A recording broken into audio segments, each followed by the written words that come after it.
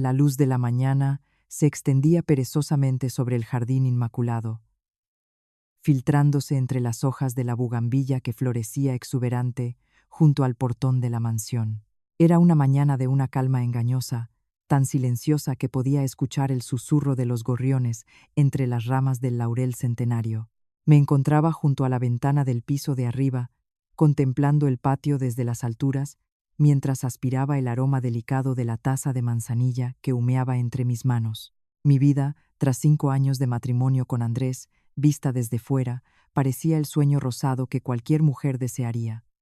Una mansión espléndida en las afueras de Madrid, un marido apuesto que ocupaba un cargo importante, y una existencia sin sobresaltos económicos. No había necesidad de preocuparse por las facturas.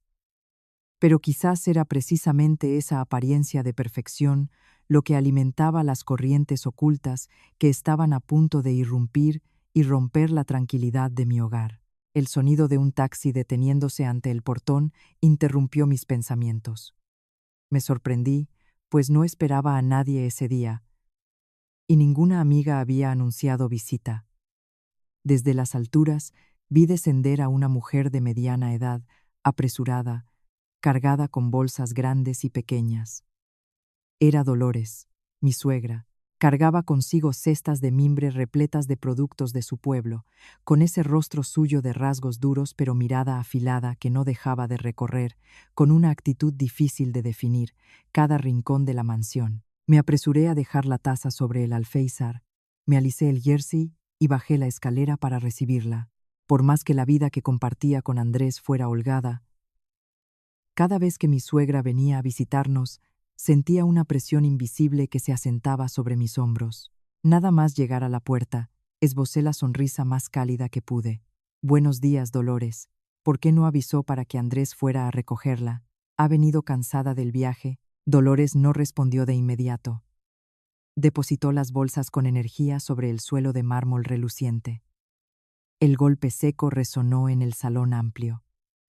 Se pasó el dorso de la mano por la frente y dejó vagar la mirada desde el sofá de cuero hasta la lámpara de araña de cristal que derramaba destellos sobre el techo. Soltó un resoplido y, sin prisa, dijo: «¿Para qué avisar? Para que os pongáis a preparar todo, y el pobrecito de mi hijo tenga que gastar el dinero que tanto le cuesta ganar». Aquellas palabras me apretaron el corazón, pero mantuve la compostura y la conduje hacia el salón, donde le serví un vaso de agua. La aparición de mi suegra traía consigo un ambiente completamente distinto al de otras ocasiones.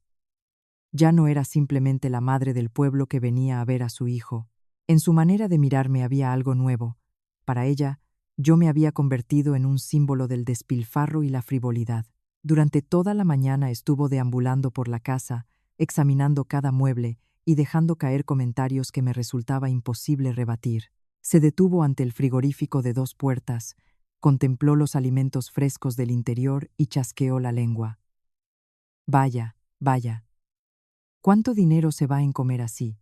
Andrés se mata trabajando, sudando la camiseta, y en casa se tira el dinero de esta manera. Es para echarse a llorar». Intenté explicarle que había comprado esos alimentos para toda la semana, pero Dolores no quería escuchar. A sus ojos, yo no era más que una mujer que se quedaba en casa disfrutando de todo sin trabajar, sin ingresos propios, completamente dependiente de su hijo.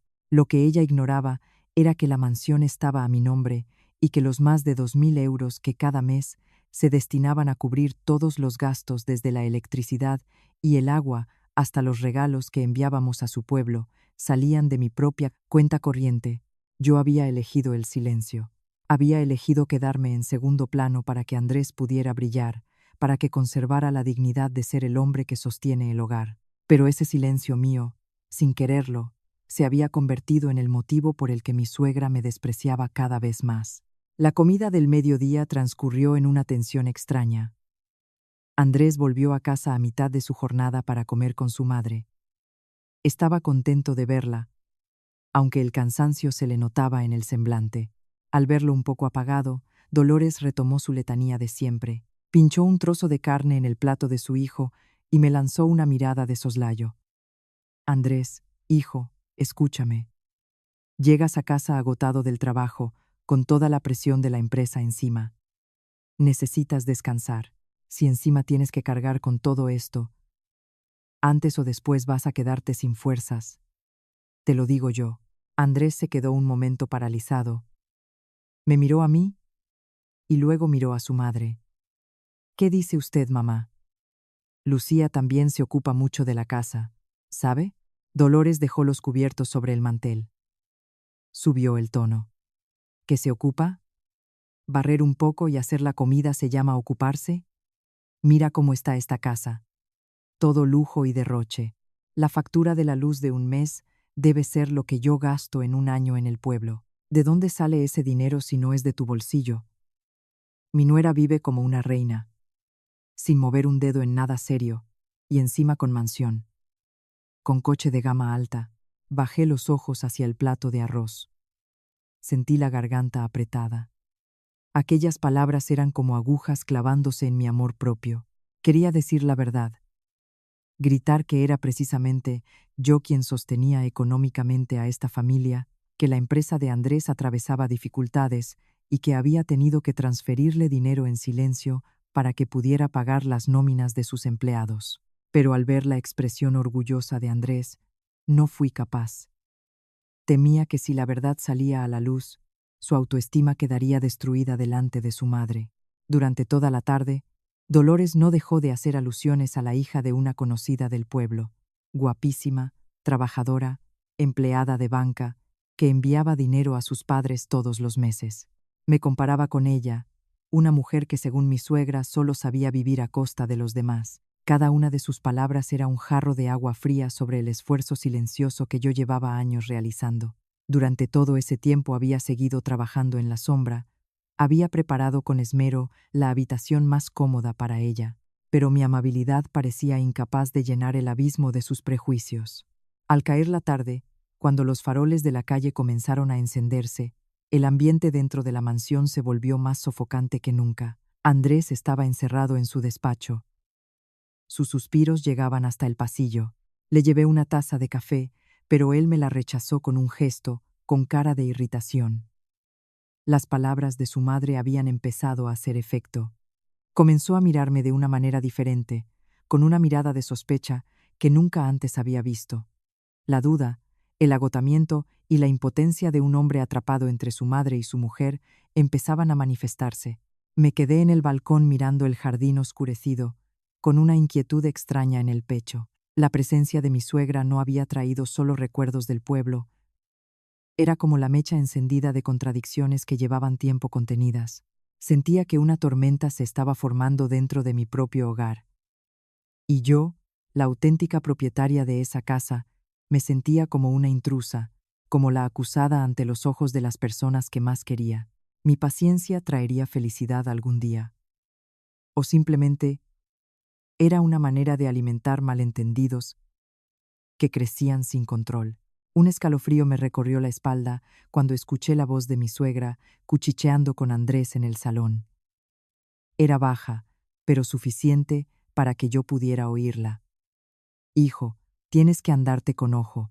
El dinero de esta casa no puede seguir gastándose sin control.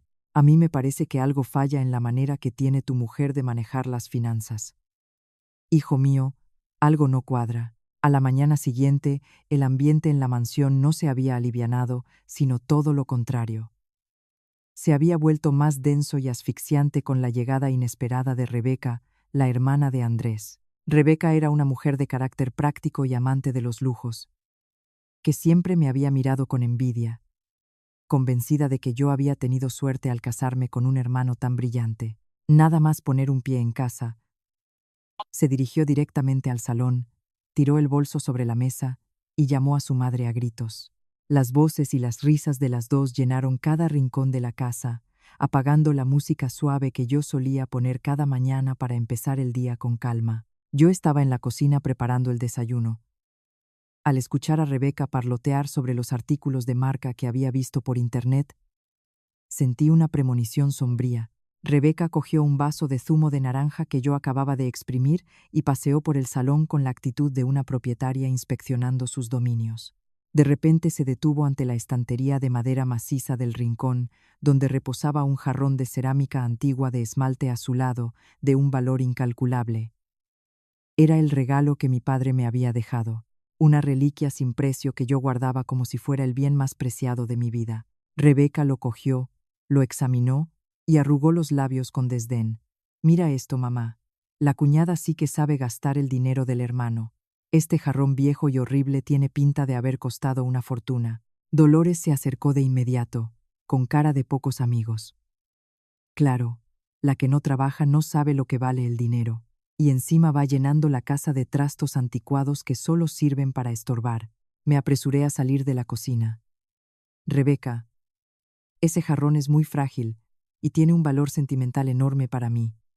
Por favor, deposítalo con cuidado. Quizás mi advertencia hirió el orgullo de Rebeca, o quizás lo hizo adrede para provocar. Se encogió de hombros y miró a su madre con aire desafiante. ¿A qué viene esa tensión, cuñada? Solo lo estaba mirando. ¿Es que Andrés no tiene dinero para comprarte otro si se rompe? Mientras hablaba y agitaba la mano, ocurrió lo que nadie esperaba. El jarrón se le escapó de los dedos y cayó sobre el suelo de mármol con un estruendo que me partió el alma. Los fragmentos de la cerámica salieron disparados en todas direcciones. Mi corazón se contrajo. Me quedé paralizada mirando los pedazos del último recuerdo de mi padre fallecido. El dolor me inundó los ojos de lágrimas. Rebeca se repuso enseguida. Chasqueó la lengua y dijo con un tono burlón: «Ay, ¿qué más da que se rompa? Para eso tiene al hermano, para que le compre otro 10 veces más bonito». Así de dramática no hay que ponerse. Dolores se puso de su lado de inmediato. ¿Se puede saber qué cara estás poniendo? Por un jarrón roto no se va a hundir el mundo. La niña ha tenido un descuido. ¿Tú quién te crees para darle lecciones?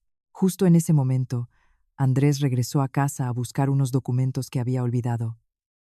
Al ver el caos en el salón, frunció el ceño. Rebeca fue la primera en reaccionar. Corrió hacia él y se aferró a su brazo con cara compungida. Andrés, sin querer rompí ese jarrón. Ya le he pedido perdón, pero la cuñada me ha estado riñendo. Ha dicho que nuestra familia es una panda de paletos que no sabe apreciar las cosas de valor, y que tú no eres más que un cajero automático a su servicio. Me quedé helada ante las mentiras descaradas de Rebeca. Miré a Andrés esperando que conociera bien el carácter de su hermana, pero lo que encontré fue una mirada llena de decepción y desconfianza. Andrés contempló los restos del jarrón en el suelo. Luego miró el rostro encendido de su madre y las lágrimas fingidas de su hermana.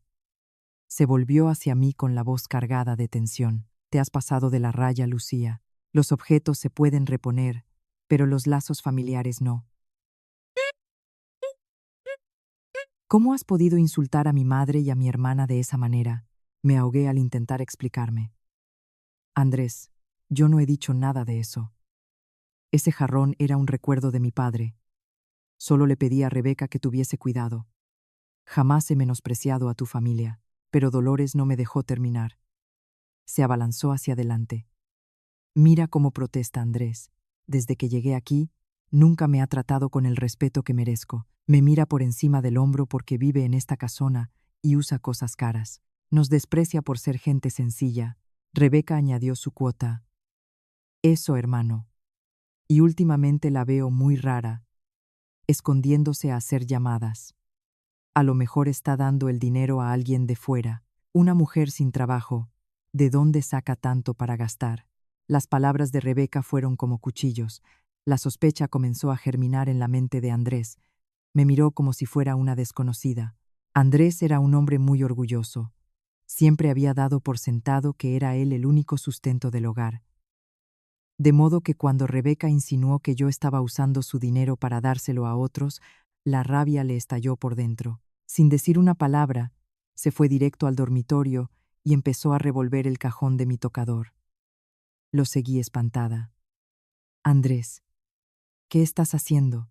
Sacó un fajo de facturas y extractos bancarios que yo no había guardado todavía. Los lanzó sobre la cama. Le temblaba la voz de la rabia. ¿Qué es todo esto? ¿Por qué la luz, el agua y los gastos de la comunidad llegan a miles de euros cada mes, porque hay transferencias salientes sin razón aparente. ¿De dónde sacas tú el dinero si no es de mi tarjeta? Quería explicarle que era dinero mío propio, pero temía tener que revelar la totalidad de mi patrimonio, porque le había prometido a mi padre llevar una vida sencilla para poner a prueba el corazón de las personas. Dolores y Rebeca miraban desde la puerta con expresión triunfante. Dolores remacó. ¿Lo ves, Andrés? Te lo decía yo.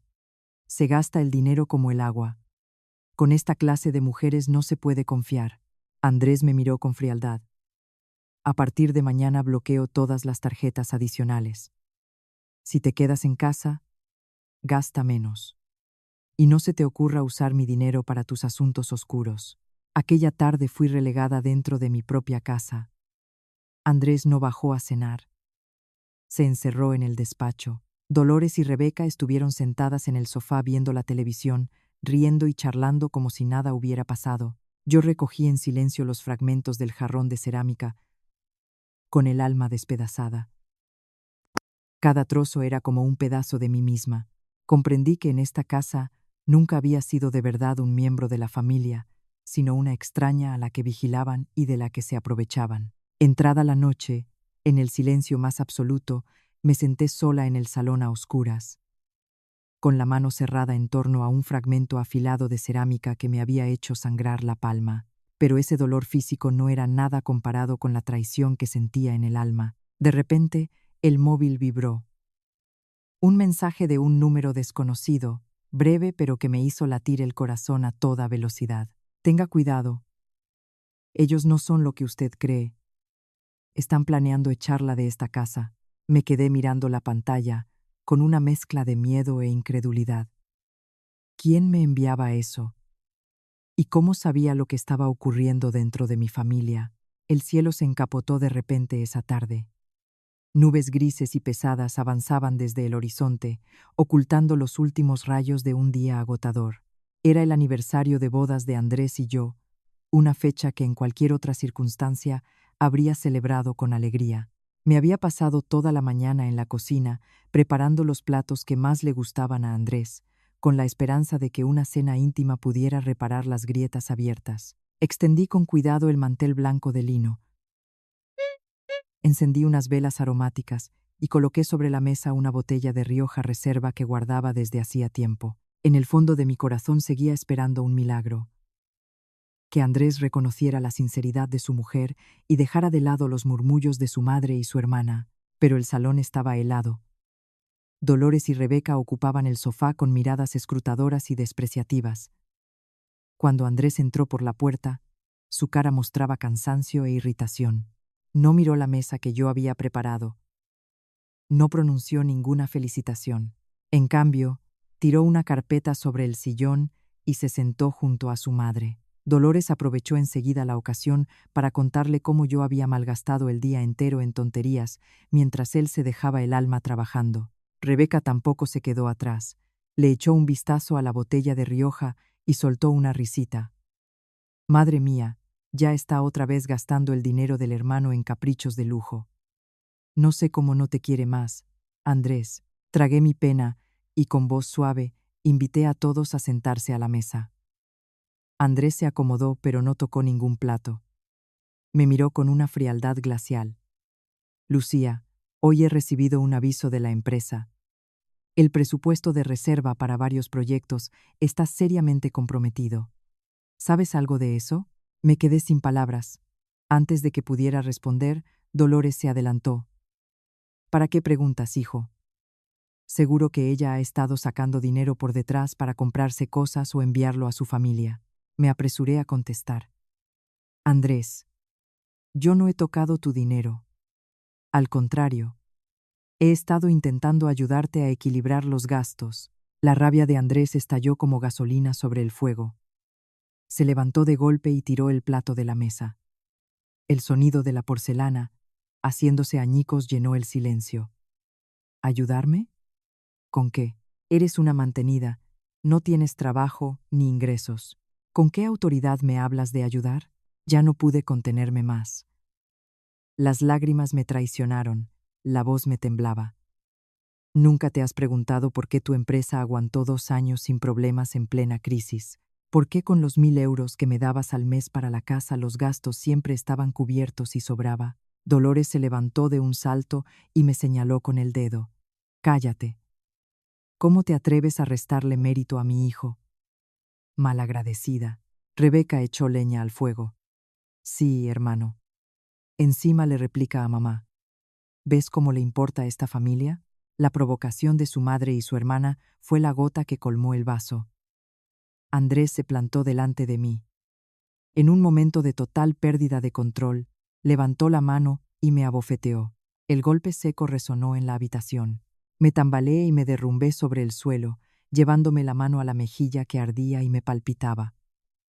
El dolor físico no era nada comparado con el hundimiento total de mi corazón. El hombre que yo había amado con toda mi alma, por quien había sacrificado mi carrera y mi reputación manteniéndome en la sombra para apoyarle, acababa de golpearme por unas mentiras. Andrés miró su propia mano. Un destello fugaz de arrepentimiento cruzó sus ojos, pero el orgullo y las palabras de su madre lo aplastaron enseguida. Con voz fría, señaló hacia la puerta. Lárgate. Ahora mismo, no quiero ver en mi casa a una mujer que engaña e insulta a mi madre ni un segundo más. Dolores se regodeó. Eso es, échasela de aquí. A ver de qué vive sin mi hijo. Rebeca soltó una risita. Venga, cuñada, sal a la calle, a ver quién te recoge. Me levanté despacio, sin suplicar, sin derramar una lágrima más.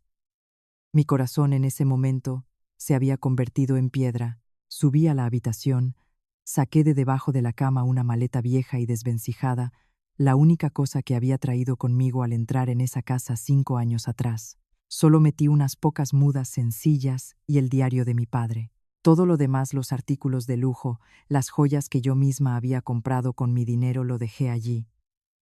Quería que cuando me fuera, se dieran cuenta de que no quedaba nada más que una cáscara vacía. Los truenos retumbaron en el cielo y la lluvia comenzó a caer con furia, como si el tiempo quisiera escenificar el drama de la noche.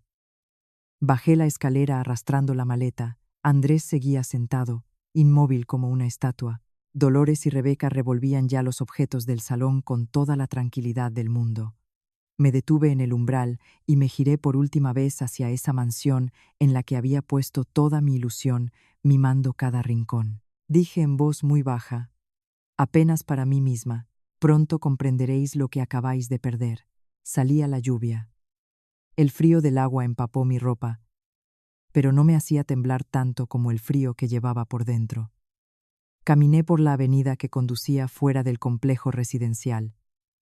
La farola amarillenta proyectaba la sombra de una mujer sola en la noche lluviosa. Las ruedas de la maleta repiqueteaban sobre el asfalto con un sonido monótono y triste. Saqué el móvil y marqué un número que no había llamado en todo el año. Al tercer tono, descolgó una voz masculina, serena y llena de calidez. «Señorita Lucía, ¿ocurre algo?» Respiré profundamente. Mi voz había recuperado su calma habitual. «Lorenzo, prepare el coche para recogerme en la entrada del complejo y mañana comience los trámites para recuperar la administración de la propiedad y reclamar todos los gastos asociados». Me refugié bajo la marquesina de una parada de autobús desierta y contemplé las gotas de lluvia dibujando cortinas blancas delante de mí. Durante 5 años había vivido como una sombra para proteger el ego de mi marido, para preservar una familia que creía cálida. Pero un amor mal correspondido solo cosecha desprecio. La bofetada de Andrés me había despertado del sueño. Él y su familia creían que yo era una parásita, que ellos eran los dueños de aquella espléndida mansión gracias al esfuerzo del hombre de la casa. Lo que ignoraban era que esa mansión formaba parte del patrimonio del grupo empresarial de mi padre, y que yo era la única titular legal registrada. También ignoraban que cada euro que habían gastado en todos estos años procedía de mi propio sudor y esfuerzo. Un coche negro y lujoso se acercó y se detuvo ante mí. Lorenzo bajó deprisa a cubrirme con su paraguas, con cara de honda preocupación. «Señorita Lucía, ¿cómo ha llegado a este punto? ¿Qué le han hecho?» Sonreí levemente. Una sonrisa amarga, pero decidida. Estoy bien, Lorenzo. Esto no es más que el principio del final. Entré en el coche. La maleta vieja quedó bien acomodada en el maletero. Cuando el vehículo arrancó, miré a través del cristal la silueta de la mansión alejándose en la lluvia. Mañana, cuando saliera el sol, se enfrentarían a una realidad que nunca habían imaginado. Una llamada del banco, una notificación del bufete de abogados. Todo comenzaría desde esa misma noche. Yo ya no era la nuera sumisa, reclamaría lo que era mío y honraría el legado de mi padre. El coche negro cortaba la lluvia blanca, dejando atrás las luces amarillas del complejo residencial. En el interior silencioso, que olía tenuemente a lavanda, apoyé la cabeza en el cristal y vi cómo las gotas resbalaban como las lágrimas que ya no iba a derramar. Lorenzo, el mayordomo leal que había servido a mi familia durante más de 30 años, me miraba de vez en cuando por el retrovisor con expresión afligida. No decía nada. Su silencio era el de un guardián que siempre había estado ahí y al que yo había renunciado por perseguir lo que llamaba amor sencillo. Abrí la maleta y saqué el diario de cubiertas roídas de mi padre. El último recuerdo que me quedaba de él antes de que se marchara de este mundo. Fui pasando las páginas amarillentas. Los recuerdos de años atrás regresaron como una película en cámara lenta. Mi padre, el presidente de un grupo inmobiliario de renombre en Madrid, me había apretado la mano antes de cerrar los ojos por última vez y me había dicho: «El dinero es algo pasajero, puede traerte respeto, pero también puede ocultar la verdadera naturaleza de las personas. Quiero que encuentres a alguien que te quiera a ti, no a este patrimonio». Esas palabras me habían llevado a tomar una decisión audaz: ocultar completamente mi verdadera identidad cuando empecé a salir con Andrés. Ante él aparecí como una joven huérfana, licenciada universitaria pero que aceptaba trabajos eventuales para ganarse la vida. Recordaba con nitidez el día en que Andrés me pidió matrimonio. Me cogió la mano bajo la luz mortecina de una farola y prometió que, aunque no era rico, dedicaría toda su vida a protegerme y a darme todo lo que necesitara. En ese momento, mi corazón latió de verdad. Creí haber encontrado el refugio tranquilo, el hombre que me amaba por lo que yo era. Para no herir su orgullo, pedí a Lorenzo en secreto que transfiriera la mansión de mi padre a mi nombre de manera discreta. Después, fingí que habíamos tenido la suerte de alquilarla muy barato a través de un conocido que se había ido a vivir al extranjero. Andrés nunca lo puso en duda. Lo asumió como un golpe de suerte y se instaló en esa vida de lujo, creyendo que se lo merecía. Cada línea del diario me recordaba el precio de esa prueba. Mi padre había escrito: «Si algún día te cansas de hacer de personas sin recursos, abre la cajita negra del cajón de la caja fuerte de la casa antigua. Allí está la respuesta a todas tus dudas». Durante 5 años había pagado con los dividendos y beneficios del negocio familiar todos y cada uno de los gastos de la casa, desde la matrícula universitaria de Rebeca hasta las facturas médicas de Dolores en su pueblo, pasando por las pérdidas de los proyectos empresariales de Andrés. Le había transferido dinero a la cuenta de él bajo la apariencia de inversores anónimos para que siempre pudiera sentirse un empresario de éxito. Yo había elegido ser el pedestal, la sombra silenciosa que protegía a esa familia, y a cambio había recibido una bofetada y unas palabras de humillación sin piedad. La lluvia sobre el techo del coche sonaba como un aplauso sarcástico dirigido a mi ingenuidad. Había confiado demasiado en el amor. Había creído que la bondad siempre se recompensaba con comprensión. Dolores, la suegra a la que siempre había respetado, resultó ser la primera en pisotear mi dignidad impulsada por prejuicios de clase. Y Rebeca, la cuñada cuyas ropas y teléfonos yo había pagado, era la mente más retorcida detrás de los malentendidos fabricados. Me miraban a mí, que cocinaba y limpiaba en casa, y daban por sentado que era una parásita. Me veían tranquila y paciente, y daban por sentado que era fácil abusar de mí. Lo más amargo era que la pobreza que yo había fingido había revelado, sin quererlo, la verdadera calaña de aquellas personas.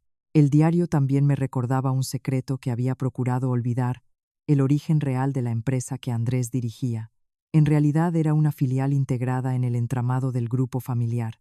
Yo había pedido a Lorenzo que organizara el nombramiento de Andrés como director ejecutivo justo después de nuestra boda. Él creía que había ascendido por sus méritos excepcionales, pero todo era una cuidadosa puesta en escena de la mujer, a la que acababa de echar de su casa en medio de la tormenta.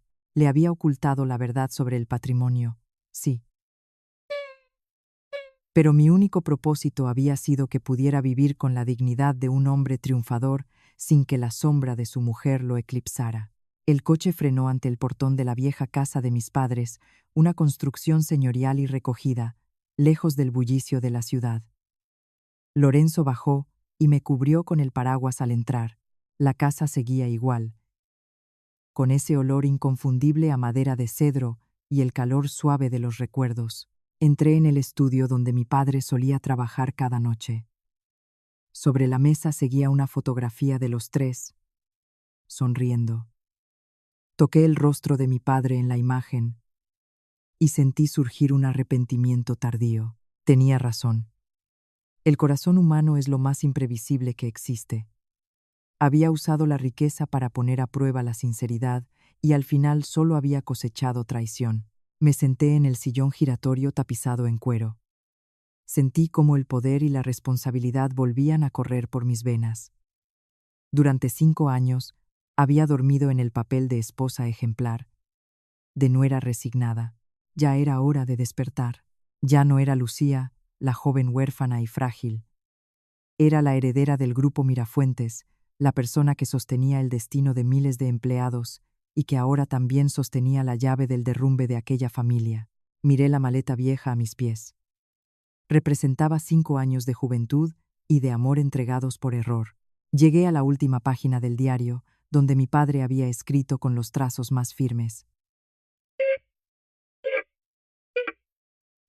solo serás verdaderamente fuerte cuando sepas quién eres y qué estás defendiendo. Cerré el cuaderno, la mirada fija en la oscuridad del frente.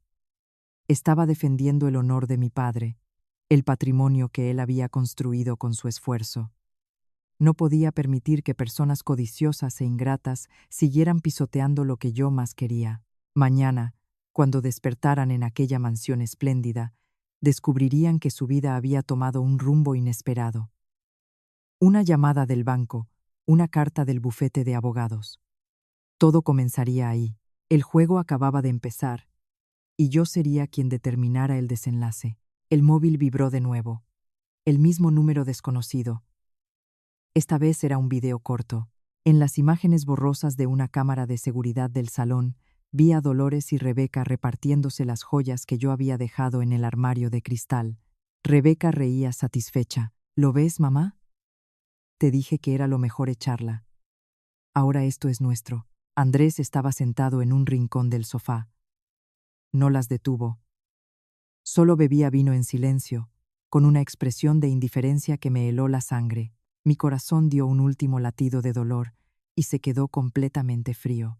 Su desvergüenza había superado todo lo que podía imaginar. Me volví hacia Lorenzo, que seguía esperando mis instrucciones. Lorenzo, mañana por la mañana, notifique al banco que suspenda todas las operaciones relacionadas con las cuentas que avalo a nombre de Andrés, y envíe desde el bufete una comunicación formal a la mansión para comunicar la rescisión del contrato de préstamo del inmueble. Quiero que entiendan cuál es el precio de la ingratitud. Lorenzo asintió, y en su gesto serio asomó una sonrisa discreta. Por fin, ha tomado la decisión, señorita Lucía. Miré por la ventana. La lluvia había amainado, pero el cielo seguía negro como tinta. Esta partida apenas había comenzado, y sería yo quien decidiera cómo terminaría. A la mañana siguiente, cuando la tormenta de la noche anterior solo había dejado charcos en la entrada de la mansión, el silencio dentro del edificio era insólito. No había aspiradoras encendiéndose temprano. No había aroma de café recién hecho mezclado con pan tostado. El espacio enorme dejaba al descubierto su verdadera naturaleza, la del frío. Andrés se levantó más tarde que de costumbre. Bajó la escalera con el pelo revuelto y la cara marcada aún por el cansancio de la pelea. Por inercia miró hacia la mesa del desayuno, pero en vez del opíparo que solía encontrar, solo había los restos del festín del aniversario que nadie había recogido. Su madre y Rebeca aún dormían en el salón. Rebeca llevaba todavía en la muñeca la pulsera de diamantes que había sacado de mi tocador la noche anterior. El hambre comenzó a molestar a Andrés. Abrió la nevera, pero solo encontró alimentos frescos sin elaborar. Antes, yo lo tenía todo listo. Él solo tenía que sentarse y disfrutar. Suspiró. Fue a llamarme por instinto, pero enseguida recordó que él mismo me había echado de casa en la noche fría y lluviosa. Se dijo que sin mí su familia viviría mejor, más libre, sin ninguna parásita absorbiendo el fruto de su trabajo. Sin embargo, esa seguridad empezó a tambalearse cuando el timbre de la entrada sonó insistentemente a las 9 de la mañana. Un hombre con uniforme de mensajería estaba ante el portón con un fajo de documentos que requería firma. Andrés lo cogió y lo llevó adentro. Cuando lo abrió, palideció. No era correo ordinario. Era una pila de facturas y notificaciones de pago relacionadas con la mansión. La factura de la luz de ese mes ascendía a casi 1.200 euros, por el sistema de aire acondicionado central y la calefacción de la piscina que habían funcionado sin parar. El agua, la cuota de la comunidad del complejo residencial de lujo, el mantenimiento del jardín y el sistema de seguridad inteligente. El total superaba los 3.000 euros. Andrés se frotó los ojos y miró de nuevo. No podía creer las cifras. Hasta entonces me había dado 800 euros al mes para los gastos domésticos. Había creído que eso era más que suficiente para una vida confortable. Nunca se había preguntado cómo podía yo cubrir semejantes facturas con esa cantidad. Dolores y Rebeca se despertaron en ese momento. Al ver a Andrés plantado en medio del salón con cara desencajada, Dolores se acercó. «¿Qué pasa, hijo? ¿Por qué esa cara?»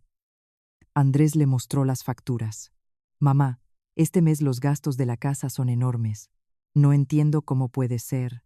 Dolores cogió los papeles y entornó los ojos ante las cifras. ¿1.200 euros de luz? ¿Están locos? En mi pueblo yo gasto 20 euros al mes. Seguro que la Lucía esta se ha confabulado con la compañía eléctrica para estafarle, hijo». Rebeca se unió al análisis. «Claro, hermano. Seguro que lo ha dejado todo preparado antes de irse para hacerte la vida imposible». Andrés intentó calmar a su madre y a su hermana, pero por dentro le crecía una inquietud sin nombre. Sacó el móvil para pagar a través de la aplicación bancaria, como hacía siempre con los gastos pequeños. Cuando pulsó el botón de confirmación, en la pantalla apareció un mensaje en rojo: «Transacción denegada». «Saldo insuficiente». Andrés parpadeó. Acababa de cobrar la semana anterior. Debería quedar más de 4.000 euros en la cuenta. Al revisar el historial de movimientos, encontró una serie de cobros automáticos de deuda procedentes de los préstamos empresariales que él había firmado. Resulta que durante todos esos años, esos vencimientos habían sido cubiertos puntualmente por una fuente de fondos misteriosa que mantenía su historial crediticio impecable. Pero a partir de esa mañana, esa fuente había desaparecido por completo. La mansión que siempre había parecido lujosa se convirtió de repente en un fardo que aplastaba a 3 personas desconcertadas. Dolores empezó a pasar calor porque el aire acondicionado se había cortado por impago. Rebeca se quejó de que el Wi-Fi no funcionaba y de que no podía hacer directos en sus redes sociales para presumir de las joyas recién adquiridas. El ambiente era de máxima tensión. Dolores masculló maldiciones. Esta casa tan grande no sirve para nada. Sin luz, sin agua. ¿Cómo se vive aquí? Llama a Lucía y dile que vuelva y pague las facturas. Seguramente tiene una cuenta secreta con una fortuna. Andrés le gritó. «Mamá, ya basta. La he echado yo. ¿Cómo quiere que la llame?» ¿Y de dónde iba a sacar ella dinero? El móvil de Andrés no dejó de sonar. Era la contable de la empresa, con voz desesperada. «Director, los inversores estratégicos han retirado el capital de manera repentina. Dicen que la garantía del grupo Mirafuentes ha quedado anulada. Si en las próximas 24 horas no cubrimos el déficit, tendremos que declarar la quiebra». Andrés se desplomó en el sofá. El móvil estuvo a punto de caérsele de la mano. El grupo Mirafuentes había sido su respaldo silencioso durante años, pero él siempre se había convencido de que los inversores acudían atraídos por su talento. Ahora, con todo derrumbándose a la vez, comprendía cuán débil y solo estaba. Rebeca, al ver a su hermano anonadado, empezó a preocuparse por sus propios intereses. Andrés, entonces, ¿qué pasa con mi paga de este mes? Ya he reservado un bolso. Andrés la miró con furia mezclada con amargura. ¿Siempre con el dinero? La casa está a punto de quedarse sin suministros, la empresa al borde de la quiebra, ¿y tú me hablas de un bolso? Dolores salió en defensa de su hija. ¿Por qué la culpas a ella? Toda la culpa la tiene esa mujer que trajo mala suerte a esta casa. Se fue, y el desastre llegó en el mismo instante. Aún no comprendía que la mala suerte no había llegado sola. Simplemente su amuleto protector ya no estaba allí para encubrir sus errores y su codicia. La mansión lujosa empezó a mostrar sus ángulos oscuros. El cubo de la basura desbordaba porque nadie lo vaciaba. El suelo seguía cubierto de los fragmentos del jarrón antiguo que nadie había barrido. Y Rebeca los pisó sin querer y pegó un grito monumental. Andrés intentó llamar a amigos que creía cercanos para pedirles prestado, pero todos encontraron excusas o no cogieron el teléfono. Era como si el mundo entero hubiera sido informado de su caída en una sola mañana. Miraba las paredes suntuosas de la mansión y sentía que se iban cerrando sobre él, asfixiándolo. La realidad de las facturas, el abandono de los socios y la cuenta bancaria vacía habían soltado una bofetada durísima contra ese orgullo que él tenía por costumbre exhibir. Aquella noche los tres se sentaron a oscuras porque la electricidad había sido cortada del todo. Dolores se abanicaba con la mano, refunfuñando sin parar. Andrés estaba en el balcón mirando el jardín a oscuras. El mismo jardín desde donde, solo la noche anterior, había echado a su mujer con tanta arrogancia. Un miedo difuso se instaló en su pecho. Empezó a hacerse una pregunta a la que le daba pánico responder. ¿Quién era Lucía en realidad? Porque, cuando ella se fue, todo su mundo se desmoronó también. Recordó la sonrisa triste con la que ella había cruzado la puerta bajo la lluvia. Una sonrisa que parecía haberlo visto todo venir. Una llamada desconocida apareció en su pantalla. Contestó a toda prisa, esperando un salvavidas. Pero al otro lado solo estaba la voz fría de un abogado. Buenas noches, señor Andrés. Le llamo para comunicarle que el proceso de recuperación del inmueble ha comenzado oficialmente. Le rogamos que usted y su familia estén listos para abandonar la propiedad en un plazo de 72 horas.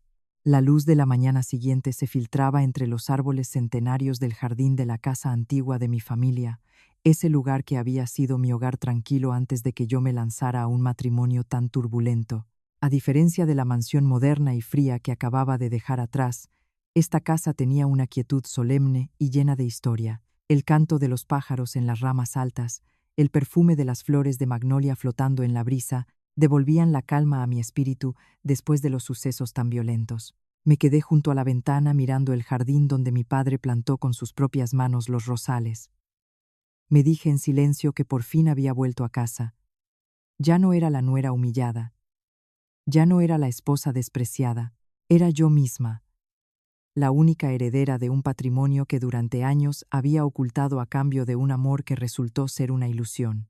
Lorenzo golpeó suavemente la puerta y entró con una bandeja de té caliente. Me miró con esa expresión de comprensión y de pena por todo lo que yo había tenido que soportar. Dejó la bandeja sobre la mesa y, despacio, dijo: Señorita Lucía, todo está en orden según sus indicaciones. Todo el respaldo financiero a la parte del señor Andrés ha sido suspendido. Los abogados también han enviado la notificación de recuperación del inmueble. Di un sorbo de té. Sentí el calor expandiéndose por el cuerpo. Mi voz era tranquila pero firme. Gracias, Lorenzo. Ha llegado el momento de recuperar lo que es mío. No por codicia, sino porque no puedo dejar que la generosidad de mi padre siga siendo pisoteada por personas sin escrúpulos. El plan comenzó a ejecutarse de manera silenciosa pero contundente. Pedí a Lorenzo que reuniera todos los justificantes de gastos de los últimos 5 años, desde las facturas más pequeñas hasta las grandes transferencias que habían salvado la empresa de Andrés. Quería saber la cifra exacta de lo que esa familia llamaba parasitismo. Cuando vi el resumen, incluso yo me quedé sin palabras. El total ascendía a varios cientos de miles de euros. En realidad no solo había mantenido a aquella familia, había alimentado su codicia y su pereza. Mientras yo ahorraba para el futuro de los dos, Andrés usaba ese dinero para presumir ante sus amistades. Y Rebeca lo derrochaba en marcas de lujo. Esa tarde, sentada en el amplio estudio rodeada de los documentos del grupo empresarial, revisé las cláusulas del contrato que había firmado con Andrés cuando le cedí el nombre para dirigir la empresa filial. Había una disposición que Andrés seguramente había olvidado o nunca se había molestado en leer. El derecho de veto y de recuperación de activos por parte de la propietaria real en caso de conducta gravemente contraria a la ética. La bofetada de la otra noche no había sido solo un acto de violencia doméstica, era la prueba más irrefutable para activar esa cláusula. Sonreí débilmente, una sonrisa sin alegría, solo el amargor de un capítulo sentimental que había muerto. Lorenzo me alcanzó una tableta donde se veían las imágenes de las cámaras de seguridad de la mansión. El caos que yo había previsto se desarrollaba ante mis ojos. Dolores sentada en el suelo llorando por el corte de luz y agua. Rebeca recogiendo a toda prisa sus bolsas de marcas como si temiera que alguien se las arrebatara. Andrés plantado en medio del salón, con la mirada perdida, el teléfono en la mano, marcando números que nadie atendía. Al verlos así, no sentí ninguna satisfacción, solo una tristeza inmensa. ¿Cómo puede cambiar tan rápido una persona cuando el dinero y el prestigio entran en juego? Me volví hacia Lorenzo, llamé al banco y solicité el bloqueo de todas las cuentas registradas a mi nombre que Andrés tenía asociadas. Y envié también un ultimátum a su empresa sobre la recuperación del local de oficinas si no abona el alquiler en 3 días. Quiero que sientan lo que es verse acorralados, esa sensación que ellos me quisieron provocar cuando me echaron de casa en mitad de la tormenta. Esto no era una venganza ciega, era una lección sobre la dignidad y la gratitud que ellos necesitaban aprender, aunque fuera tarde. Mientras ellos lidiaban con sus dificultades, yo emprendía una vida nueva en la casa de mis padres. Releía los libros de mi padre, cuidaba el jardín de flores y daba paseos por el barrio antiguo donde había crecido. Todo el mundo me llamaba señorita Lucía con respeto genuino. Nadie sabía nada de los años que yo había pasado agachada en el papel de esposa sometida. Esa noche, mientras cenaba sencillamente con Lorenzo, recibí un mensaje de una vieja amiga del mundo de los negocios. Me preguntaba si sabía algo de la investigación que se estaba abriendo en torno a las finanzas de la empresa de Andrés. Solo respondí con una sonrisa que ella no podía ver. Llevaba mucho tiempo sabiendo de aquellas irregularidades. Incluso las había estado tapando con dinero propio para proteger la reputación de mi marido. Pero ahora, sin ese escudo, los errores de Andrés saldrían solos a la luz. Tendría que aprender a hacerse responsable de sus propias acciones. Ya no había ninguna mujer detrás de él recogiendo sus desastres. El dormitorio de mi padre conservaba el olor familiar a madera de sándalo.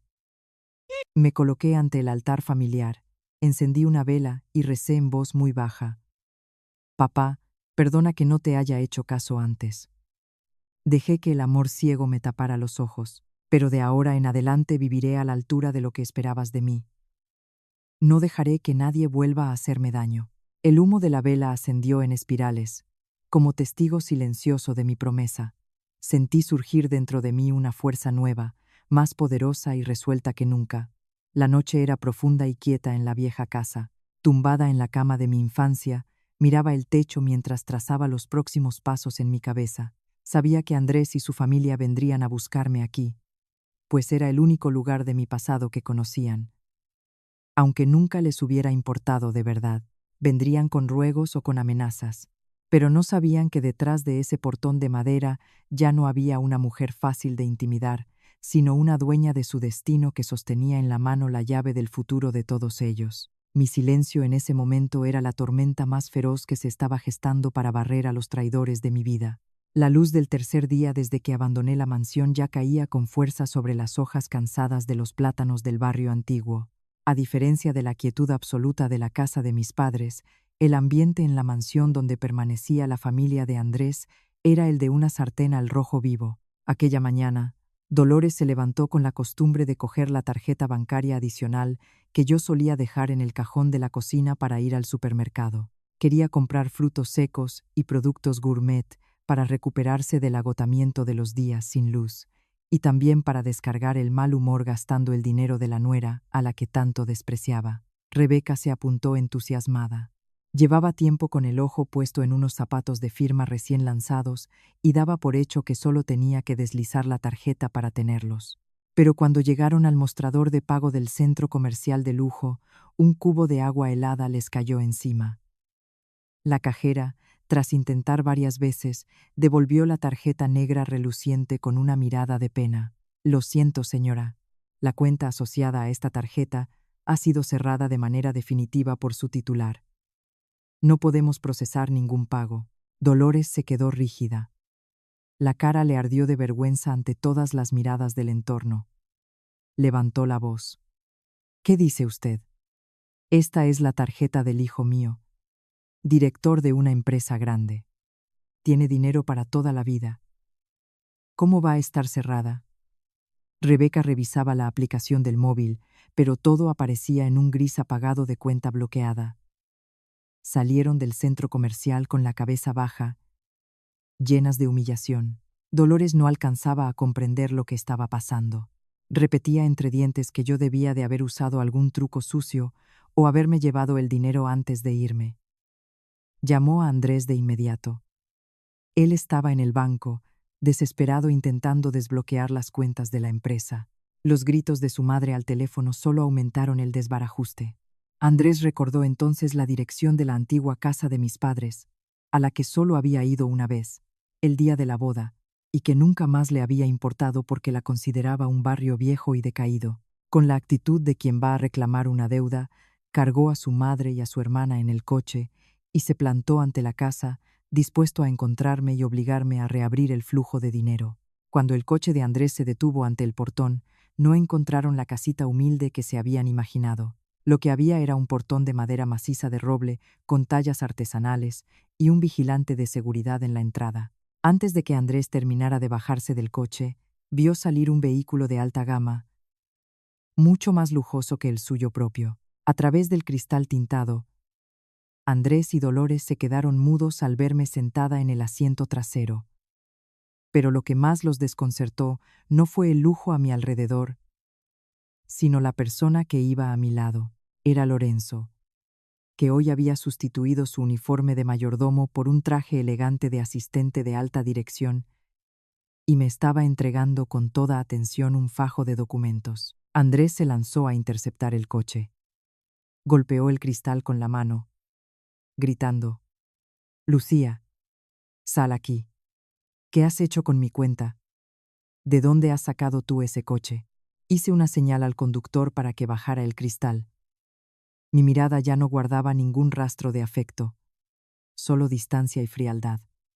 Andrés, creo que ya no tenemos nada que decirnos.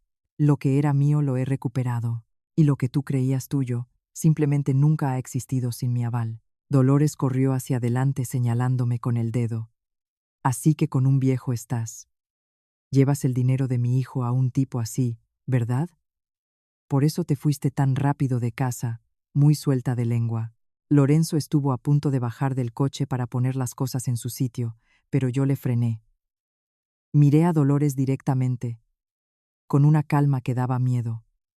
Guárdese el poco respeto que le queda. El señor al que usted insulta es la persona que ha pagado en silencio todas sus facturas médicas durante 5 años. Y sepa usted que esta casa, este coche y hasta el aire que respira su empresa, que está a punto de quebrar, caben enteros en la palma de mi mano.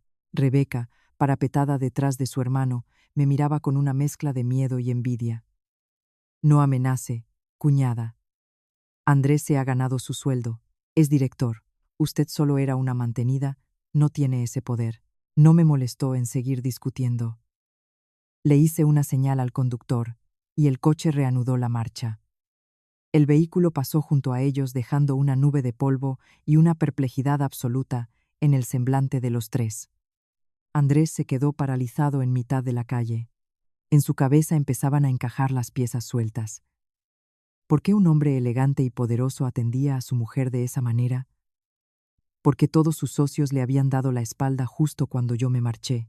Un miedo creciente le invadió al comprender que nunca había conocido de verdad a la mujer con la que había compartido 5 años de vida. La miró alejarse y tuvo la sensación de que acababa de perder un tesoro que no iba a poder recuperar jamás. Ese encontronazo imprevisto no estaba en mi plan original, pero fue el empujón necesario para que empezaran a sentir el peso del derrumbe. Dentro del coche, no sentía alegría ni tristeza, solo una serenidad extraña.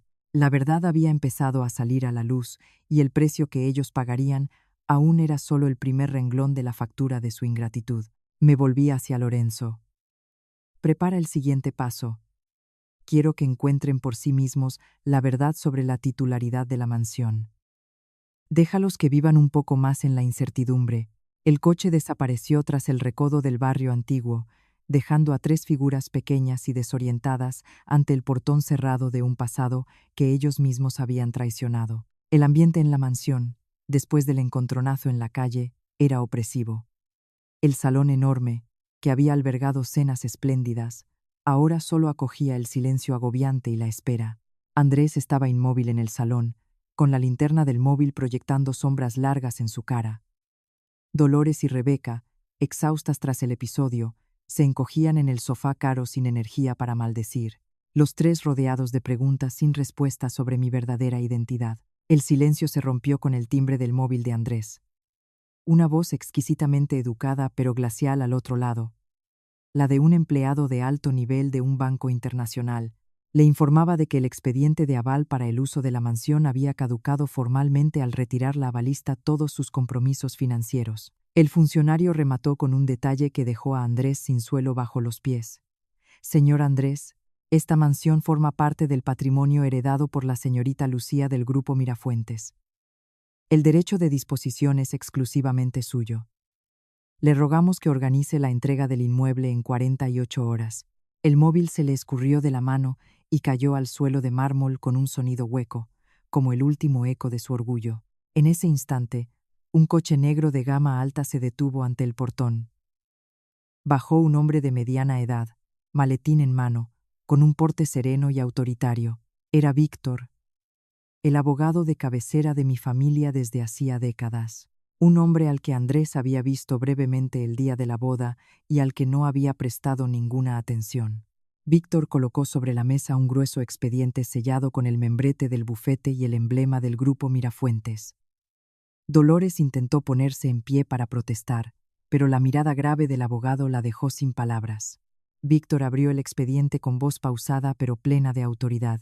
Según el testamento del difunto presidente del Grupo Mirafuentes, la totalidad de los activos, incluida esta mansión y los fondos financieros vinculados, pertenece en exclusiva a la señorita Lucía. Todo uso indebido o sin su consentimiento será perseguido legalmente. La primera hoja que deslizó hacia Andrés era el certificado de propiedad de la mansión. El nombre de Lucía aparecía con toda claridad en el apartado de titular única. Andrés la cogió temblando. Se le velaron los ojos. Musitó sin poder creerlo. Imposible. Lucía era huérfana. ¿De qué grupo habla usted? Nos están engañando. Rebeca se lanzó a coger el papel. Lo leyó varias veces y se hundió en el sillón. Entonces llevamos todos estos años viviendo en su casa y gastando su dinero sin saberlo. Dolores, como presa de un ataque de locura, gritó. Así que nos ha engañado. Tenía dinero y se hacía la pobre para reírse de nosotros. Mala pécora.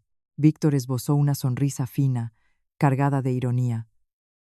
Señora, la señorita Lucía no engañó a nadie.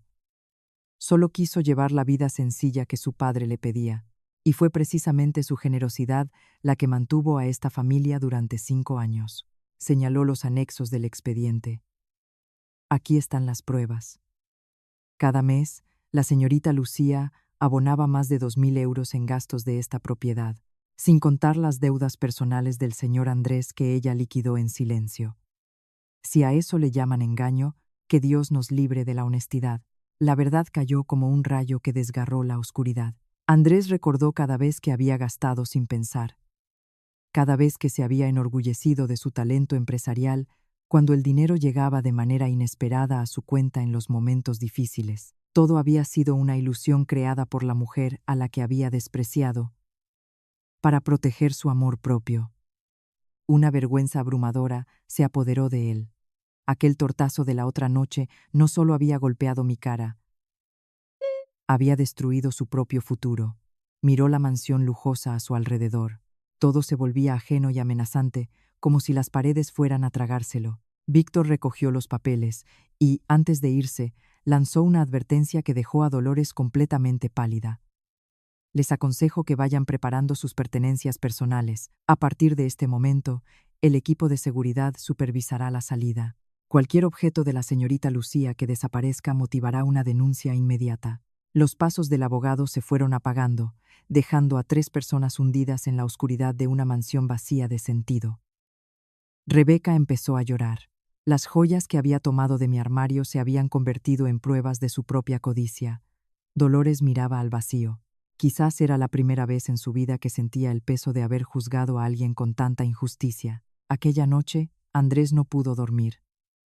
Recorrió todas las habitaciones, tocando paredes y objetos que creía suyos. En cada rincón veía mi presencia, mi dedicación, mi paciencia. Se arrepintió con una amargura tardía y punzante. Se preguntó si, en lugar de escuchar a su madre, hubiera tenido algo más de calma, si todavía podría estar siendo un marido feliz y un director exitoso a ojos de todos. Pero la vida no admite condiciones. La verdad del testamento había cerrado para siempre el sueño dorado de esa familia. Casi de madrugada, la lluvia empezó a caer suavemente sobre el alero. Un sonido que me pareció, desde mi casa, el suspiro del padre que ya no estaba. Al otro lado de la ciudad, los que un día me habían hecho daño se enfrentaban al hundimiento de su alma. El testamento de mi padre no era solo un patrimonio. Era un examen de integridad que Andrés y los suyos habían suspendido de manera rotunda. Me arropé con el chal de lana y me preparé para los días que vendrían, cuando mi vida tomaría de verdad una nueva dirección, sin mentiras y sin sacrificios estériles. El móvil sonó de nuevo en la oscuridad de la noche. Era el mismo número extraño. Esta vez, una voz de mujer al teléfono. Llamo para decirle algo importante, señorita Lucía. Me llamo Elena. Soy la hermana biológica del señor Andrés, la que nunca existió para su familia. Me quedé inmóvil. Según todo lo que Andrés y Dolores me habían contado, él solo tenía una hermana, Rebeca. La aparición de una mujer llamada Elena me produjo un escalofrío que me recorrió la espalda. Pedí a Lorenzo que la hiciera pasar al salón. Elena entró con un aspecto curtido por los años y la adversidad, aunque tenía rasgos muy similares a los de Andrés. Sus ojos contenían una tristeza profunda, mezclada con una rabia contenida. Miró a su alrededor y suspiró antes de sentarse frente a mí. Sin esperar que yo hablara, empezó a relatar con voz trémula. Señorita Lucía, sé lo que está sufriendo con esa familia. No vengo por dinero. Vengo porque no quiero que sigan engañándola más. Sacó del bolso unas fotos antiguas amarillentas y las puso sobre la mesa. En ellas se veía a un hombre desconocido sosteniendo a un bebé. Y junto a él, una mujer joven, que era Dolores. Con expresión de angustia y cálculo, Elena continuó con la voz entrecortada. Andrés no es hijo biológico de Dolores, es el hijo de una mujer que fue su mejor amiga. Cuando la madre de Andrés enfermó gravemente y falleció, Dolores lo acogió, pero en realidad lo hizo para apropiarse de la indemnización del seguro y del piso que la madre de Andrés había dejado. Y yo, que soy la hija biológica de Dolores, la molestaba demasiado porque sabía demasiado.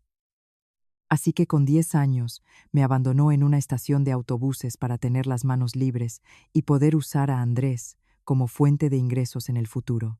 Andrés siempre creyó ser el hijo querido, el orgullo de Dolores, sin saber que vivía con la enemiga de su madre real. Me quedé aturdida. Si lo que Elena decía era cierto, todo el afecto, toda la devoción que Andrés había prodigado a Dolores durante años descansaba sobre una mentira monumental. Elena sacó un certificado de nacimiento antiguo y un acta notarial de adopción con el sello del registro civil. Me dijo que Dolores había tratado bien a Andrés en apariencia para que él se sintiera en deuda con ella toda la vida, y así poder controlarle y acceder a su dinero. Y Rebeca, la que yo conocía como cuñada, era otra adoptada que Dolores había traído después para que le hiciera compañía a Andrés y distrajera la atención de la desaparición de Elena. Un asco profundo me subió por la garganta. Dolores había construido una familia ficticia basada en la usurpación y el engaño, para después usar esa misma máscara de respetabilidad y hacerme la vida imposible a mí y drenar el dinero de Andrés. Le pregunté a Elena por qué había esperado tanto para aparecer. Bajó la cabeza. Pensaba callarme para siempre. Pero cuando vi que Dolores y Rebeca se aliaron para echarla de su propia casa, no pude más. Usted es la única que trató bien a esa familia sin pedir nada a cambio. No podía dejar que la siguieran humillando. Cogí los documentos que me tendía. Los sostuve con la sensación de que pesaban toda una vida de amargura. Esa noche no pude cerrar los ojos. Las imágenes del pasado de Andrés y de Elena no me abandonaban. Me pregunté qué haría Andrés al conocer la verdad. ¿Elegiría creer lo que tenía delante o seguiría defendiendo a ciegas a la mujer que lo había criado? La llegada de Elena había cambiado por completo el tablero de juego. Ya no era solo un conflicto de patrimonio y de afectos familiares. Era una historia de justicia. Una bomba de relojería que, cuando estallara, haría desaparecer el mundo de apariencias que Dolores había levantado con tanto esmero. Y yo tenía en la mano la llave del detonador. A la mañana siguiente llamé a Lorenzo y le pedí que verificara todo lo que Elena me había contado. Quería la certeza absoluta antes de exponer nada. Lorenzo frunció el ceño con indignación. Si esto es verdad, esa señora es un monstruo con máscara de persona. Descuide, señorita, lo confirmaré en el menor tiempo posible. Me quedé en el balcón mirando hacia donde estaba la mansión, ese lugar donde unas almas perdidas vivían aún sin saber la tormenta que se les venía encima. Ya no sentía odio por Andrés. Solo una lástima honda. Él también había sido, a su manera, una víctima de la ambición de Dolores. Mi corazón estaba sereno. Tenía todas las cartas en la mano. La titularidad de la mansión, la verdad sobre el dinero, y ahora la verdad sobre la identidad de los miembros de esa familia. Todo preparado para una confrontación directa y definitiva. No iba a tolerar que esa farsa continuara un segundo más. Quienes siembran viento recogen tempestad. Y esa tempestad estaba a punto de arrasar con todo. El viento silbaba entre las rendijas de la que seguía siendo, en apariencia, la mansión de mi matrimonio. El amplio vestíbulo, que en otro tiempo había albergado veladas elegantes, estaba ahora impregnado de un silencio sepulcral, roto únicamente por la respiración entrecortada de Andrés. Tras el despliegue de pruebas y la aparición de Elena, Andrés parecía un hombre al que hubieran despojado de golpe de su armadura reluciente, dejando al descubierto un cuerpo flaco y tembloroso en medio de la intemperie. Estaba de pie. Las manos que en su día me habían golpeado colgaban ahora inertes a los costados. Tenía la mirada perdida, como si el universo entero que había construido en su cabeza se hubiera evaporado. Yo no fui sola. Me acompañaban Víctor y Lorenzo, con sendas carpetas de documentación. Dolores, recién salida del hospital, estaba sentada en la silla de ruedas que empujaba Rebeca.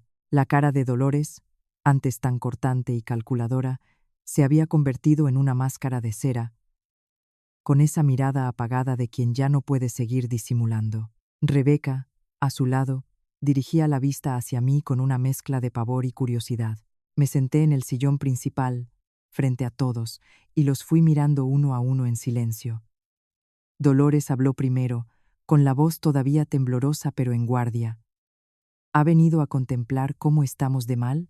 ¿O a usar esos papeles falsificados para echarnos a la calle? No le respondí de inmediato. Hice una señal a Víctor, que depositó el expediente sobre la mesa. Señora Dolores y señor Andrés, estamos aquí para aclarar formalmente la propiedad de este inmueble y los gastos económicos asumidos por esta familia durante 5 años. Esto no es un ejercicio de humillación, sino de documentación jurídica. El primero de los papeles que hizo llegar a Andrés fue el certificado de propiedad de la mansión, con mi nombre como titular única.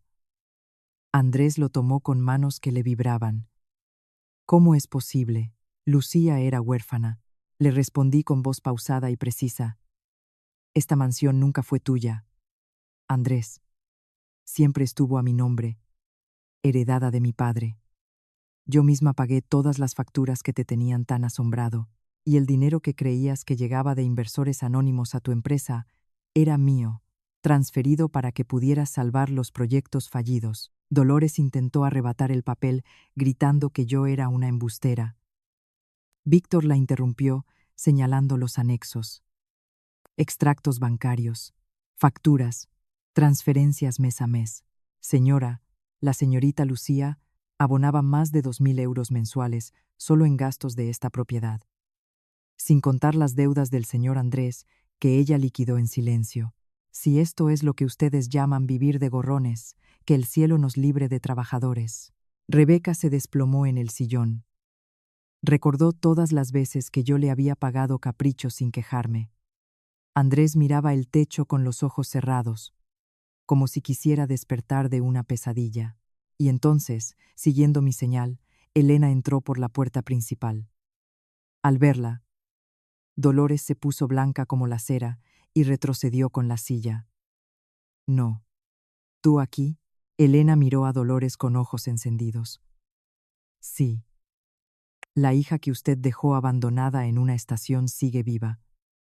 Y ha venido a decirle la verdad al hombre al que usted nunca quiso lo suficiente para ser honesta con él. Tendió ante Andrés el acta de adopción original y el certificado de nacimiento. El salón quedó en silencio absoluto. Andrés leyó los papeles. Luego miró a Dolores. Y gritó con una voz que no parecía la suya. «Mamá, ¿qué es todo esto? Dímelo tú». Dolores guardó silencio. Su cara se arrugó por el miedo. Ya no quedaba nada de aquella altivez que tanto la había caracterizado. Me puse en pie y dije con calma absoluta, sin levantar la voz. Toda la verdad está sobre esta mesa. Ya no hay ningún resquicio para más engaños. Me volví hacia Víctor. Inicie los trámites para recuperar formalmente todo lo que me pertenece, incluidas las joyas que Rebeca tiene en su posesión. Todo lo que hay en esta casa le debe a esta familia una disculpa sincera. Caminé hacia la salida sin girarme. Detrás de mí quedaron el llanto, el arrepentimiento tardío y el crujido de un mundo de mentiras, desmoronándose. Lorenzo abrió la puerta del coche. Antes de entrar, oí que Andrés susurraba mi nombre. No me detuve. En el retrovisor, las luces de la mansión se fueron apagando. Apoyé la cabeza en el asiento. El capítulo más oscuro de mi vida había terminado. Ya no era la víctima de nadie. Era la dueña de mi propio relato. Tras la confrontación, el vestíbulo quedó envuelto en un silencio que pesaba toneladas. Andrés seguía inmóvil.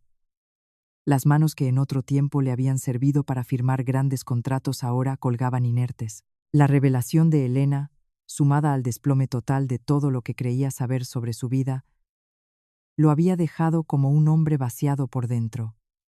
Dolores había perdido toda su altivez. Ya no era capaz de articular reproches ni órdenes. Rebeca, en cambio, tuvo una reacción que dejó atónitos a todos los presentes. En cuanto vio el título de presidenta del grupo empresarial y el patrimonio detrás de mi nombre en los documentos del abogado, sus ojos se encendieron con una luz extraña. El miedo de antes fue reemplazado a toda velocidad por un cálculo frío y descarado.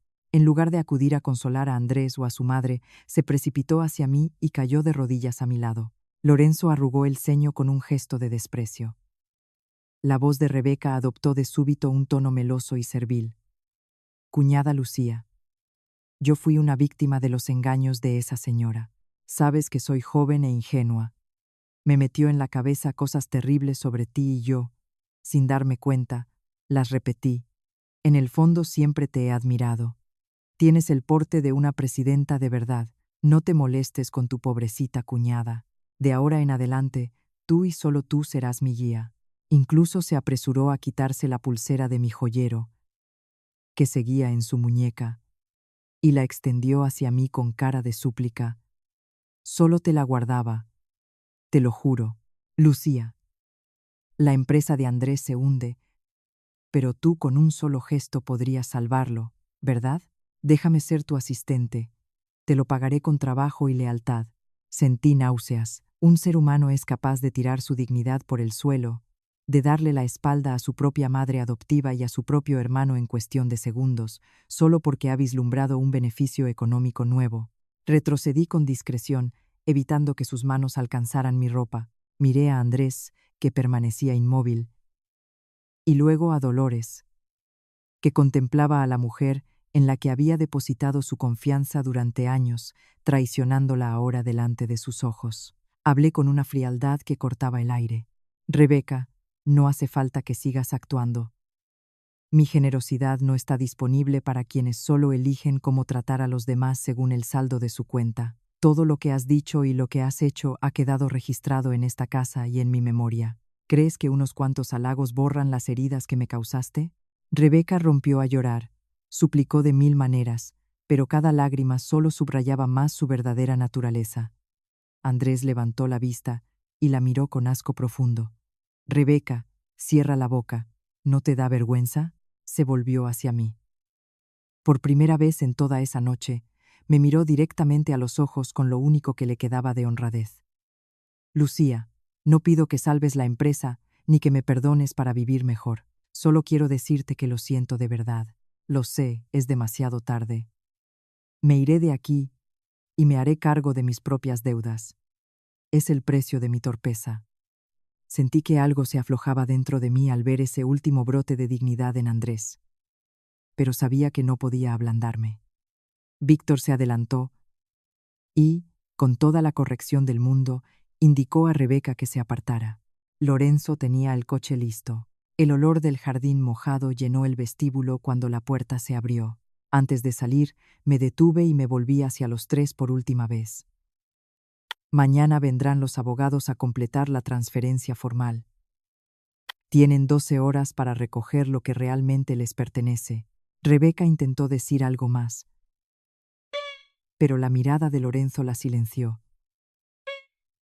El coche se alejó de la mansión y dejó atrás a una familia rota en el sentido más literal, un hombre arruinado en su amor propio, una mujer que debía afrontar su pasado de mentiras, y una joven que seguía buscando cómo trepar por la espalda del primero que pasara. En el retrovisor, las luces de la mansión se diluyeron en la oscuridad. Me recosté en el asiento, cansada, pero en paz. El capítulo más amargo de mi vida había quedado cerrado definitivamente. Ya no era víctima de nadie. Aprendería, de una vez por todas, a no dejar que la bondad fuera confundida con debilidad. La niebla matinal envolvía los tejados desvencijados del barrio de pisos de alquiler, en un callejón sin salida en las afueras de la ciudad. El único sonido que rompía el silencio del amanecer era la tos de algún vecino mayor y el traqueteo de viejas motocicletas que salían a trabajar temprano.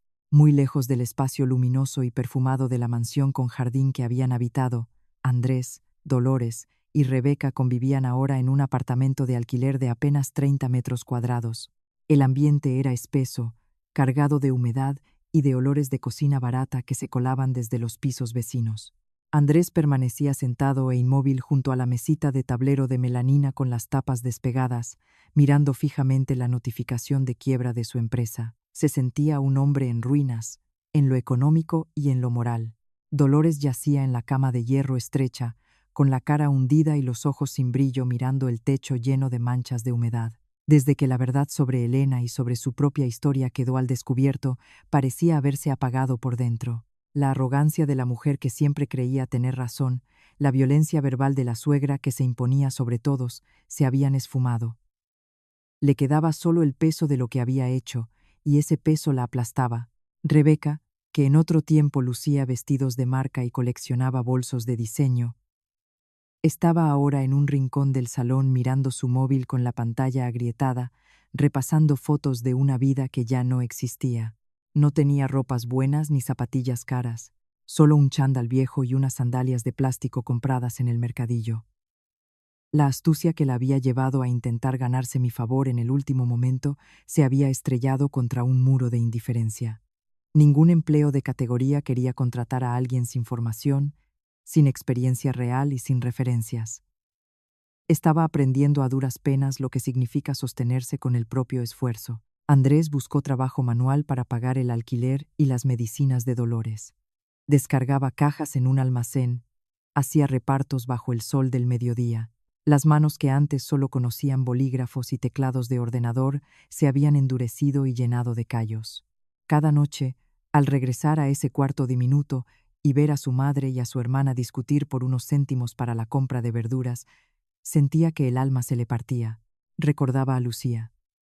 Recordaba cómo ella siempre tenía preparado el baño caliente cuando él llegaba agotado del trabajo, cómo lo cubría todo sin que él tuviera que preguntar. El arrepentimiento se volvía cada noche más afilado, como un cuchillo bien templado, hundiéndose más y más en su corazón. Un día, descansando en un banco de la estación de autobuses después del turno, creyó ver pasar un coche de gama alta. Por un instante le pareció verme en el asiento trasero, con esa misma elegancia natural y esa mirada profunda de siempre. Pero el coche aceleró y desapareció. Él agachó la cabeza y asumió que entre nosotros había ahora dos mundos completamente distintos. No soñaba con volver.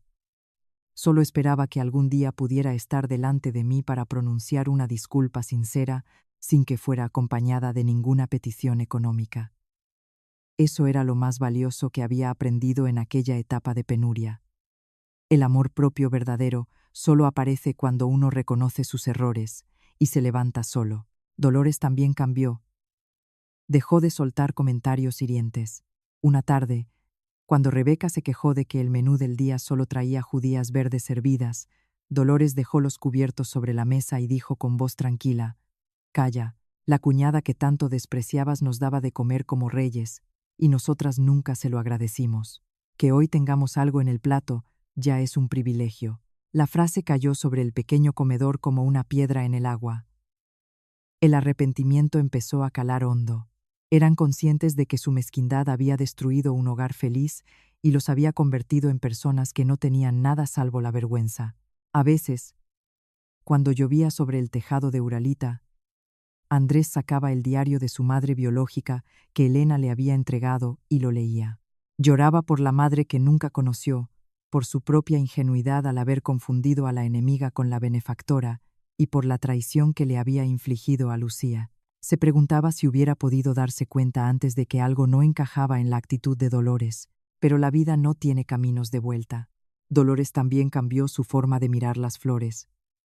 Recogió una maceta de jazmín abandonada en la acera y la cuidó en el alféizar de la ventana. Una mañana, al ver florecer las primeras flores blancas, pensó en la sonrisa de Lucía y rezó en silencio por ella. El castigo se iba convirtiendo, despacio y con dolor, en una purificación necesaria para poder vivir el resto de sus días sin tanto rencor. La luz dorada de una mañana de finales de primavera bañaba los jazmines blancos del jardín de la casa antigua, trayendo una brisa tibia y limpia que renovaba el aire. Me quedé en el porche mirando a los gorriones volar libres entre el azul del cielo y sentí que el peso de meses enteros se había evaporado. Después de tantas tormentas, después de aquella bofetada que me sacudió hasta los cimientos y de todas las verdades que salieron a la luz, al fin regresaba la calma. Ya no sentía rencor, tampoco amargura al pensar en el pasado. El tiempo tiene esa capacidad milagrosa de suavizar las heridas, siempre que tengamos el valor de soltar lo que ya no podemos llevar. Esta mañana tenía una cita especial. No era una confrontación ni una firma de contrato. Era un encuentro de comprensión mutua. Andrés, Dolores y Rebeca llegaron puntualmente al portón de mi casa, pero esta vez no venían en coche de lujo ni con actitudes soberbias o serviles. Andrés llevaba un pantalón de trabajo limpio, aunque descolorido, las manos finas ahora, algo endurecidas entrelazadas con nerviosismo. Dolores iba en silla de ruedas que empujaba a Rebeca. En su cara se marcaban las arrugas de la edad y del remordimiento. Ya no había astucia en aquellos ojos, sino una tristeza serena.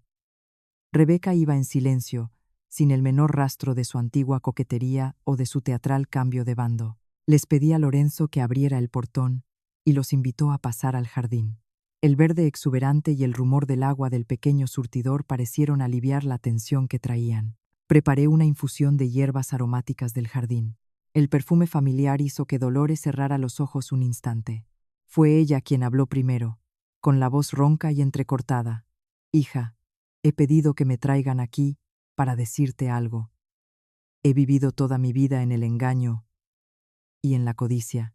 He dañado a Andrés, a Elena y a ti. No te pido que me perdones. Solo quería mirarte a los ojos y pedirte perdón de verdad antes de que me quede sin tiempo». Gruesas lágrimas rodaron por sus mejillas arrugadas. Andrés bajó la cabeza. Su voz era grave pero serena. «Lucía, llevo meses pagando mis deudas con mi propio trabajo. Sé lo que vale cada euro que uno gana. No he venido a pedirte que vuelvas, porque sé que no tengo ese derecho.